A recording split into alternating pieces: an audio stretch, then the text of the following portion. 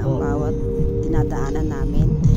Yan, nakita nyo dinadaanan namin. Di bale, kagagawa lang nila yan. Kasi ang dating daanan niya doon sa may bandang bundok siya. Ngayon, nagkaroon ng landslide doon. Nagiba lahat ng mga kalsada, kaya dito sila gumawa ngayon ng bago. Ayan, nakikita ninyo yung bundok na yan.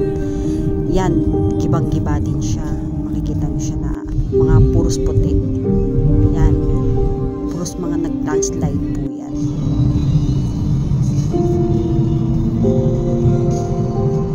At yan din, ayan, yan talaga totoong kalsada dati. Diba rin ngayon, nasira siya, dahil sa ayan, kita nyo, kagagawa lang ng kalsada nito. Ayan, kalsada. Tapos yung makikita kayo, mga nasa bundok na yan, na puros puti siya.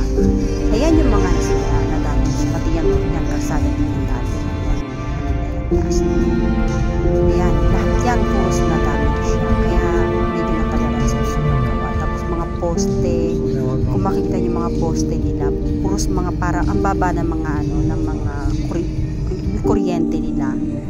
Kasi nga, ayan, puros mga parang nakalaylay. Kaya nung dumadaan kami dyan, parang medyo natatakot pa rin kahit pa paano kasi syempre, alam mo na, hindi natin alam kung anong mangyayari, diba? Ayan, yan, ginagawa nila. Tapos mga poste dyan, mga nakatagpit pa nga. Tapos ang totoo talaga niya, hindi naman talaga kami dyan sa lugar na yun. Meron kami talagang lugar na pupuntahan. Pero pagdating namin sa pupuntahan namin, may nakasulat doon na bawal pa palang pumasok. Kasi nga, parang hindi pa nila nagagawa yung kalsada talaga total. Kaya ito, ngayon, bumalik na lang kami, nag-return kami dyan. Kaya medyo pa siya. Ayan, medyo okay pa siya dyan.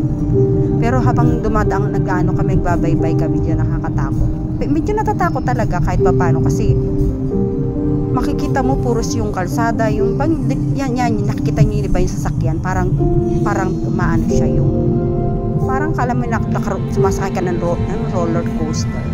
Ganon ang dinadaanan namin. Akala nyo yung pag nakikita nyo puros parang patag siya, diba? Pero hindi po siya talaga totally parang patag. Ayan naman yung mga nakita nyo na yan lugar na yan, nagkaroon ng landslide dyan dati na marami din bahay na nasira, na damage din yung bahay sa lugar. Kaya Diyos ko, alam nyo sa totoo lang,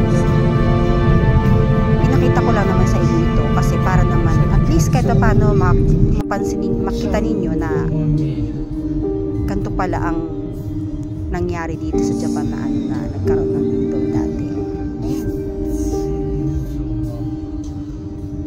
Ayan pa bahay pa yan, nakikita nyo siya dyan.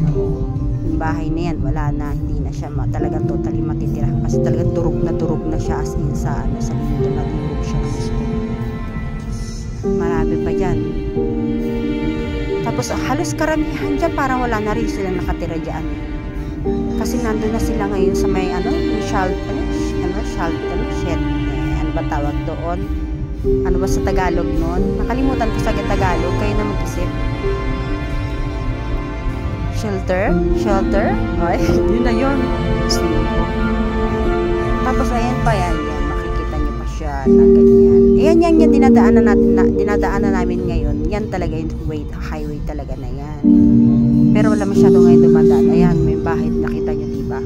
Wala na talaga siya. Halos parang wala na rin sila nang nakatira.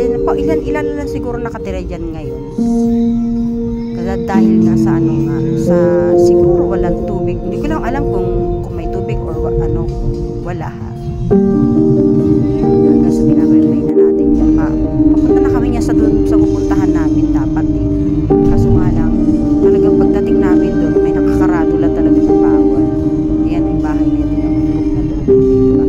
Ayan, yung lugar na yan, makikita ninyo, dyan sa lugar na yan, yung nagkaroon ng landslide talaga yung malakas na ulan, yung habagat ba tinatawag?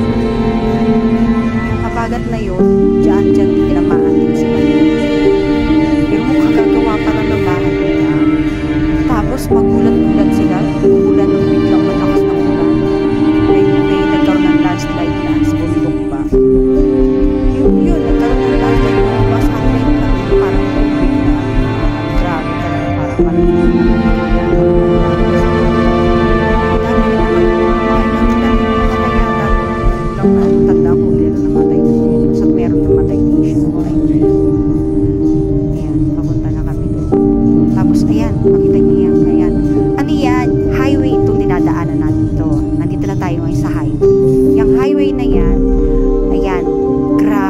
kami nasa roller coaster niyan time